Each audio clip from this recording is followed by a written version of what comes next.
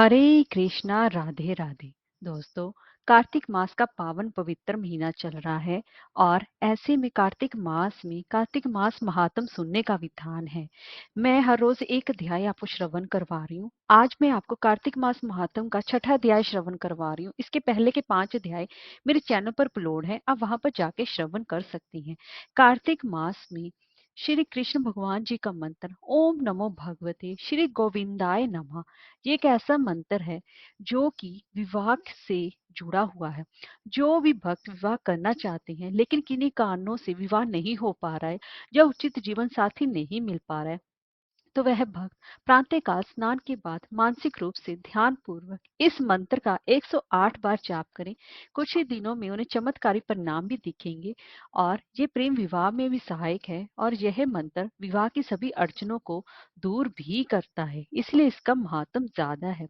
अब तक हमने कार्तिक महात्म के पिछले अध्याय 5वें अध्याय में पढ़ा कि देवर्षि नारद जी ने शौच और दातुन की विधि बताई तथा मध्य रात्रि में भगवान के भजन कीर्तन अर्थात हरि जागरण का महत्व भी बताया। हमारा कर्तव्य बनता है कि हम हमारे शास्त्रों के ज्ञान को आधुनिक संदर्भों में उपयोग करें।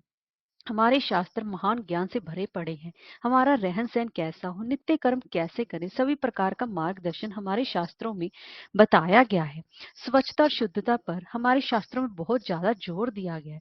स्पष्ट बताया गया है कि स्वच्छ और शुद्ध, गंदगी यानी कि दुर्गंध रहित होंगे तो वही मंत्र फलदायी होंगे। उदाहरण के तौर पर इसलिए दातुन करना अर्थात ब्रश करना आवश्यक बताया गया है। कार्तिक महात्म की हमारे इस पिछले अध्याय 5वें में महर्षि नारद ने कहा है कि श्राद्ध तिथि व व्रत के दिन दातुन ना करें। प्रतिपदा अमावस्या, नवमी, षष्ठी तिथि और रविवार तथा चंद्र सूर्य ग्रहण के दिन भी दातुन नहीं करना चाहिए।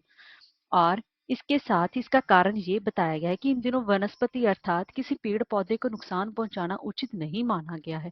यही कारण है कि इन दिनों दातुन करने से मना किया गया है, क्योंकि उस जमाने में किसी पेड़ पौधे से डंठल तोड़कर उसका दातुन बनाया जाता। परंतु आज के आधुनिक युग में हम प्लास्टिक का ब्रश काम में लेते हैं। अंत अब हम प्रतिदिन ब्रश कर सकते हैं। दातुन करने के उपरांत भली भांति स्नान करके भगवान विष्णु या शिव जी के मंदिर में जाएं और विधि विधान से पूजा करें। यहाँ देवर्षि नारद जी ने यह भी बताया कि किन पुष्पों से किस देवता की पूजा होती है और कौन से फूल किस देवता को नहीं चढ़ाए जाते हैं। हमें इसका ध्यान भी रखना चाहिए। पूजा के उपरांत क्षमा प्रार्थना भी अवश्य ही मांगनी चाहिए। तो दोस्तों, अब मैं आपको कार्तिक मास का छठा अध्याय श्रवण करवा रही हूँ। तो चलिए वीडियो शुरू करते हैं। अगर आपको हमारी ये वीडियो अच्छी लगी हो तो लाइक, शेयर और चैनल को सब्सक्राइब करना ना भूलें और कमेंट बॉक्स में जय श्री हरि अवश्य लिखें। तो चलिए वीडियो शुरू करते हैं।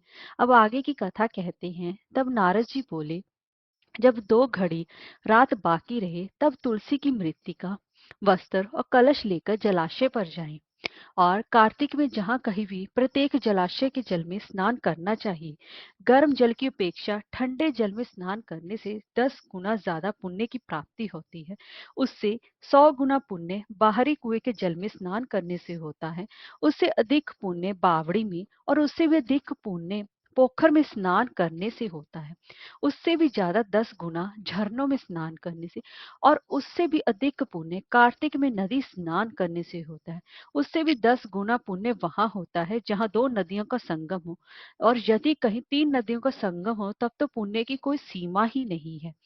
सबसे पहले भगवान का ध्यान करें और ध्यान करके स्नानार्थ संकल्प करना चाहिए। फिर तीर्थ में उपस्थित देवताओं को कर्मश अर्घ, आचमन आदि देना चाहिए। अर्घ मंत्र इस प्रकार है। हे कमलनाथ, आपको नमस्कार है। हे जलशाही भगवान, आपको प्रणाम है। हे ऋषिकेश, आपको नमस्कार है। मेरे दिए हुए इस अर्घ को आप ग्रहण करें। बैकुंठ, प्रयाग तथा बद्रिकाश्रम में जहाँ कहीं भी भगवान विष्णु गए वहां उन्होंने 3 प्रकार से अपना पांव रखा था। वहां पर ऋषि, वेद, यज्ञों सहित सभी देवता मेरी रक्षा करते रहे। हे जनार्दन, हे दामोदर, हे देवेश, आपको प्रसन्न करने हेतु मैं कार्तिक मास में विधि विधान से ब्रह्म मुहूर्त में स्नान कर रहा हूँ। आपकी कृपा से मेरे सभी पापों का नाश हो। हे प्रभु, कार्तिक मास में व्रत तथा विधि पूर्वक स्नान करने वाला मैं अर्घ देता हूँ। आप राधिका सहित ग्रहण करें। हे कृष्ण, हे बलशाली राक्षसों का संहार करने वाले भगवान, हे पापों का नाश करने वाले, कार्तिक मास में प्रतिदिन दिए हुए मेरे इस अर्घ द्वारा कार्तिक स्नान का व्रत करने वाला वाले का फल मुझे प्राप्त हो। तत्पश्चात भगवान विष्णु शिव तथा सूर्य का ध्यान करके जल में प्रवेश कर नाभि के बराबर जल में खड़े होकर विधि पूर्वक स्नान करना चाहिए। गृहस्थी को तिल और आंवले का चूर्ण लगाकर तथा विधवा स्त्री व यति को तुलसी की जड़ की मिट्टी लगाकर स्नान करना चाहिए। सप्तमी, अमावस्या, नवमी, त्रयोदशी, द्वितीय, दशमी आदि तिथियों में आंवला तथा तिल से स्नान करना वर्जित बताया गया है। स्नान करते हुए निम्न शब्दों का भी उच्चारण करना चाहिए। जिस भक्ति भाव से भगवान ने देवताओं के कार्य के लिए 3 प्रकार का रूप धारण किया था, वही पापों का नाश करने वाले भगवान विष्णु अपनी कृपा से मुझे पवित्र बनाए। जो मनुष्य भगवान विष्णु की आज्ञा से कार्तिक व्रत करता है, उसकी इंद्रादि सभी देवता रक्षा करती हैं, इसलिए वह मुझको पवित्र करे। बीजों, रहस्यों तथा यज्ञों से वेदों के मंत्र कश्यप आदि ऋषि इंद्र आदि देवता मुझे पवित्र करे। अदिति आदि सभी नारियां, यज्ञ, सिद्ध, सर्प और समस्त औषधियां व तीनों लोकों के पहाड़ मुझे पवित्र करें। इस प्रकार कहकर स्नान करने के बाद मनुष्य को हाथ में पवित्र धारण करके देवता, ऋषि, मनुष्यों तथा पितरों का विधि पूर्वक तर्पण करना चाहिए। तर्पण करते समय तर्पण में जितने तिल रहते हैं उतने वर्ष पर्यंत व्रती के पितरगण स्वर्ग में वास करते हैं। उसके बाद व्रती को जल से निकलकर शुद्ध वस्त्र धारण करने चाहिए। सभी तीर्थों के सारे कार्यों से निवृत्त होकर पुनः भगवान विष्णु का पूजन अर्चन करना चाहिए। सभी तीर्थों के सारे देवताओं का स्मरण करके भक्ति पूर्वक सावधान होकर चंदन, फूल और फलों के साथ भगवान विष्णु जी को फिर से अर्घ देना चाहिए। अर्घ्य का मंत्र का अर्थ इस प्रकार है। मैंने पवित्र कार्तिक मास में स्नान किया है। हे विष्णु, राधा के साथ आप मेरे दिए अर्घ को ग्रहण करें। तत्पश्चात चंदन, फूल और तांबूल आदि से वेद पाठी ब्राह्मणों का श्रद्धा पूर्वक पूजन करें और बारंबार नमस्कार करें।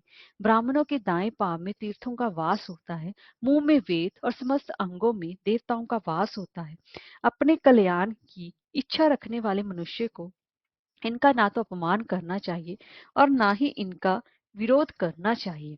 फिर एकाग्रचित होकर भगवान विष्णु जी की प्रिय तुलसी जी की पूजा करनी चाहिए।